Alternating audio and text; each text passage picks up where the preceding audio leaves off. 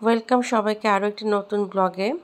আজকে Rome ভ্যাকেশনের second ডেতে আমরা যাচ্ছি ওয়ার্ল্ডের 7th ওয়ান্ডার দেখতে, কোলোজিয়াম দেখতে যাব আজকে। এই ট্রামটা করে গিয়েছিলাম। তো যেহেতু ভীষণ রোদের ভেতর থেকে আমরা এসেছি, ট্রামে উঠে খুবই প্রশান্তি লাগছিল কারণ ফুল এসি ছিল। অসাধারণ অনুভূতি হচ্ছিল, মানে খুবই রিফ্রেশিং ফিল হচ্ছিল। তো আমরা যাত্রা শুরু করে দিলাম। যাত্রা শুরু করে আমরা এসে পৌঁছালাম ঠিক কলোজিয়ামের সামনে। এসে এত ভালো লাগছিল যখন আমি দেখলাম, আমি তো মানে আবেগপ্রবণ হয়ে পড়েছিলাম, কারণ এত এত শুনেছি, গল্প শুনেছি, এবং সপ্তম আশ্চর্যের একটা আশ্চর্যের সামনে আমি দাঁড়িয়ে আছি। নিজেকে লাকিয়েস্ট ওয়ান মনে হচ্ছে। এবং আন্টির সাথে আসার কারণে আরেকটা সুবিধা হয়েছে কি, যে টিকিট কাটা কিংবা লাইন ধরে থাকা এই ব্যাপারগুলি আমাকে করতে হয়নি। আমি বাচ্চাদের নিয়েছিলাম, আন্টি তাড়াহুড়া করে লাইন ধরতে গিয়েছে আর আমি আস্তে আস্তে দেখতে দেখতে আসছিলাম। তো এখানে একটু গাছের নিচে ছায়া ছিল, ওখানে বসে বাচ্চাদেরকে একটু খাইয়ে নিলাম। আর ওই যে আন্টি লাইন ধরে আছে ওখানে, সে হচ্ছে ভীষণ কেয়ারিং এবং সবাইকে কষ্ট করতে দিবে না, নিজে একাই রোদের মধ্যে দাঁড়িয়ে আছে, কেয়ার করা। তো আমরা এরকম ওয়েট করছি, টিকিট হয়ে গেলে আমরা হলো গিয়ে ভেতরে এন্ট্রি নিব। আর প্রচণ্ড গরমে পানি যা এনেছে একেবারে গরম হয়ে গিয়েছে। ওখানে মানুষজন হচ্ছে একেবারে আইস করা বোতল বিক্রি করছিল, তো ওই নিয়ে নিয়ে আমরা খাচ্ছিলাম পানি আর হেঁটে হাঁটছিলাম। তো অবশেষে আমরা এন্ট্রি নিলাম কলোজিয়ামের ভেতরে। তো প্রথম দিকে আসলে আমরা একটু কনফিউজ ছিলাম যে কোথা থেকে স্টার্ট করব।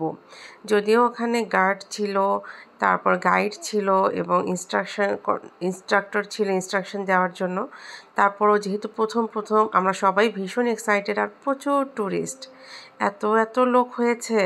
তো টিকিট কেটে যখন ভেতরে ঢুকতে পারলাম তখন মনে হলো যে যাক, শেষমেশ আমরা এন্ট্রি নিয়েছি। ভীষণ এক্সাইটেড ছিলাম আমি, আর ভাবছিলাম যারা নাকি এই আশ্চর্য যাদের হাত দিয়ে তৈরি হয়েছে কতখানি ট্যালেন্টেড ছিলেন তারা। কারণ তখন তো আমাদের আজকের যুগের মতো এরকম প্রযুক্তি ছিল না, মেশিন ছিল না। সব কিছুই তাদের দক্ষতা, তাদের ট্যালেন্ট, তাদের কর্মশক্তি দিয়েই তারা তৈরি করেছে। এবং এখনও পর্যন্ত সেই শত শত বছর আগের স্থাপত্য এখনও পর্যন্ত সেরকম দাঁড়িয়ে আছে। আমি টাচ করে দেখছিলাম যে কেমন ইটের গাঁথুনি আর কেমন সুনিপুণ হাতে তারা এটা তৈরি করেছে। কলোজিয়ামটা প্রথমে ঠিক এরকম রাউন্ড আকৃতি ছিল, যদিও আগের মতো অবস্থায় নাই, কিছুটা অংশ ভেঙে গিয়েছে। তারপরও বলবো এত হাজার বছর ধরে এটা এখনও পর্যন্ত টিকে আছে, এটা একটা আসলেই আশ্চর্য। তো সিঁড়ি ছিল, কারণ এটা 3তলা 4তলা পর্যন্ত।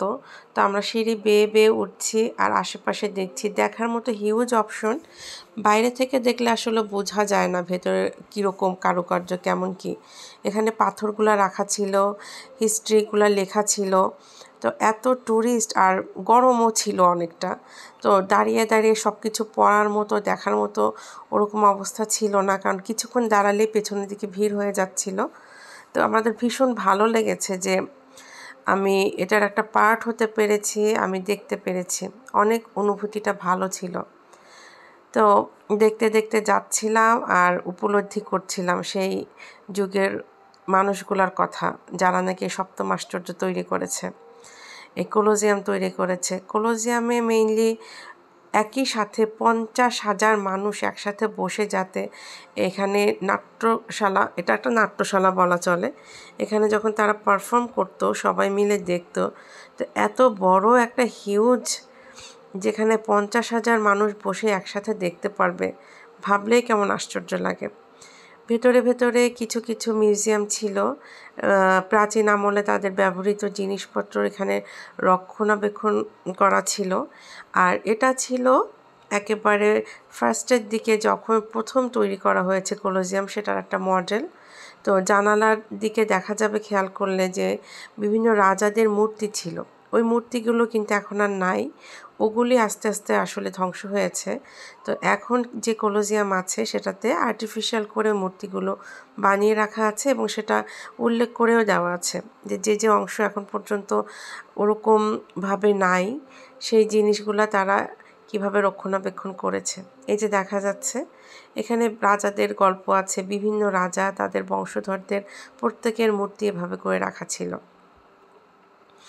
খুবই সুন্দর লাগছিল দেখতে, আর ডিজাইনটা এত চমৎকার। এখানে যেই যাচ্ছে বাচ্চারা গেলেও দেখলাম যে থেমে যাচ্ছে, মানে সৌন্দর্যটা এতই সুন্দর, অকল্পনীয়। এরপরে আমরা যখন উপরে উঠলাম, 3 তলা সম্ভবত হবে, কারণ সিঁড়ি দিয়ে উঠতে উঠতে ভুলেই গিয়েছে। আর এটা মানে এক প্রান্ত দিয়ে ঢুকতে হবে আর এক প্রান্ত দিয়ে বেরোতে হবে, এভাবেই সিস্টেমটা করা। তা আমরা যে ঘুরে ঘুরে কোত্থেকে কোথায় যাচ্ছি জাস্ট ফলো করছিলাম সামনের লেনকে। তা আমার হিসেবে আমি তখন 3 তলায় উঠেছি এবং ওখান থেকে নিচ পর্যন্ত এত সুন্দরভাবে দেখা যাচ্ছিল, যেখানে আর কি দাঁড়িয়ে তারা অনুষ্ঠান যখন হতো তখন তারা উপভোগ করত।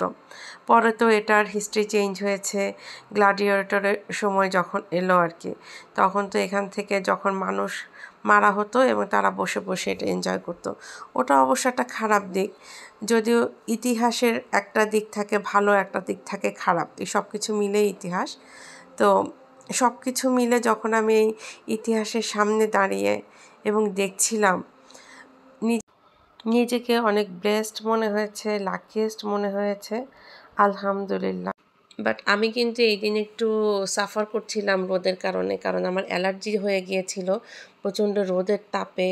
আমার ঠোঁট ফুলে গিয়েছে, আমি কিছু খেতে পারছি না, বডি সমস্ত মনে হচ্ছে যে সানবার্ন হয়ে গেছে, এবং আমার বাচ্চারাও, আমার বোনেরও প্রচণ্ড হেডেক হচ্ছিল। বাট এগুলা আমাদের কিছুই ফিল হচ্ছিল না যখন নাকি এত সুন্দর একটা জায়গায় এসে এই হিস্ট্রির সামনে আমি ছিলাম। যদিও বাচ্চারা ওভাবে ফিল করেনি, কারণ ওদের এনজয়মেন্টের তেমন কিছু নাই, বাট আমি এনজয় করছিলাম, ওরা জাস্ট দেখছিল। বাট আমার সেটাও মনে হয়নি, কারণ যখন হিস্ট্রির সামনে আসলাম তখন তো আসলে নিজে সেটা সেভাবে আমি তৈরি হয়ে গেছি। তো এখানে একটু কিছুক্ষণ পরে রোদও ছিল, তো উপরে বাচ্চারা বসে একটু রিল্যাক্স করছিল। তারপর আস্তে আস্তে আমাদের সব যখন ঘোরা শেষ হয়ে গেল, আমরা ধীরে ধীরে নেমে যাচ্ছিলাম। এরপরে ছাদেও আরেকটা ছিল, উঠার পথ ছিল, কিন্তু এতটাই টায়ার্ড ছিলাম, মানে এত রোদটা আসলে নেওয়া যায় না। আর বোঝানোতে কিন্তু এত রোদ নাই, আমরা জাস্ট 30 আপ থেকে এসছি এবং এখানে 40 আপ, 42, 43, ফিলিং লাইক 45 ছিল। তো এটা টু মাচ ছিল আমাদের জন্য। আর এখানে মিউজিয়াম অনেক দামি দামি কিছু শোপিস ছিল, কারণ এগুলো গোল্ড দেওয়া, গোল্ড দিয়ে করা, মানে ম্যাক্সিমামই অনেক অনেক দামি।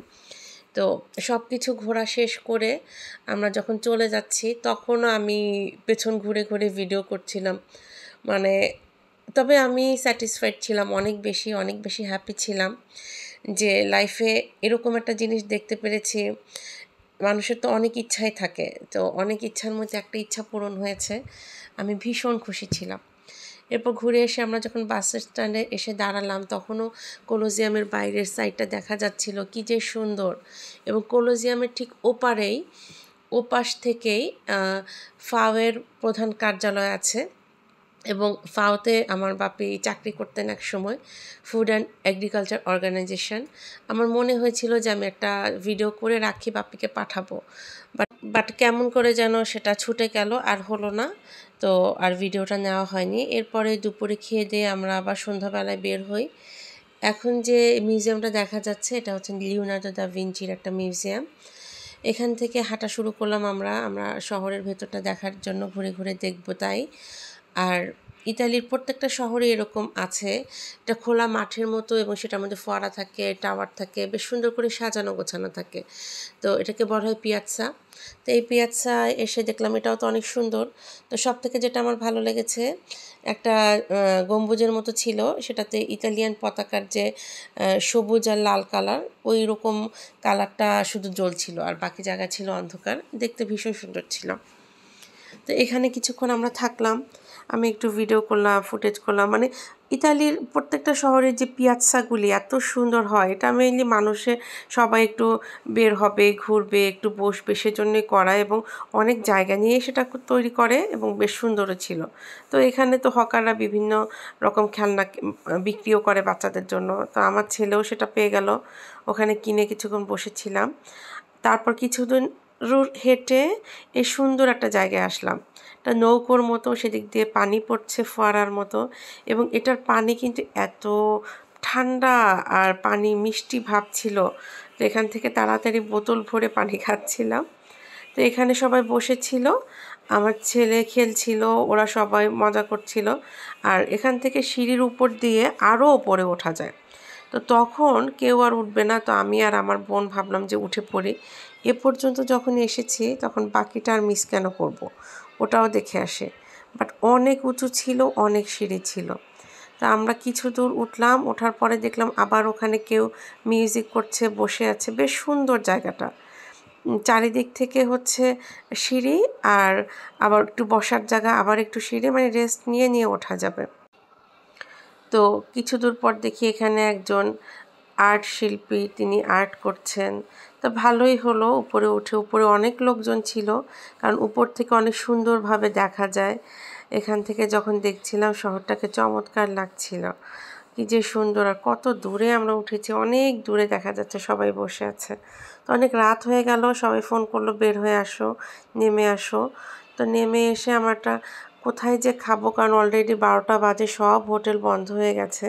আমাদের এক পরিচিত আঙ্কেল ছিলেন সেখানে, এক জায়গায় ফোন করলেন যে একটা হোটেল তখনও ওপেন আছে। তো আমরা এসে ওখানে আমাদের পছন্দ মতো খাবার দাবার অর্ডার করলাম।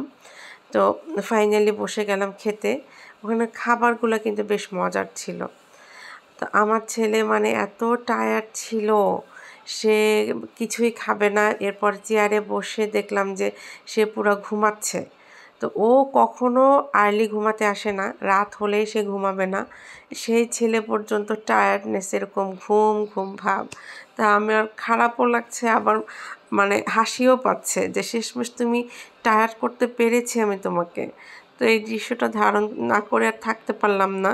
যাই হোক, জিনিসটা আসলে ঠিকও হয়নি, কিন্তু আমার মনে হচ্ছিল থাকুক। মানে কীভাবে ঘুমাচ্ছি, এরকম যদি সবসময় ঘুমাতো আমার কষ্টই থাকতো না। আলহামদুলিল্লাহ ফর এভরিথিং।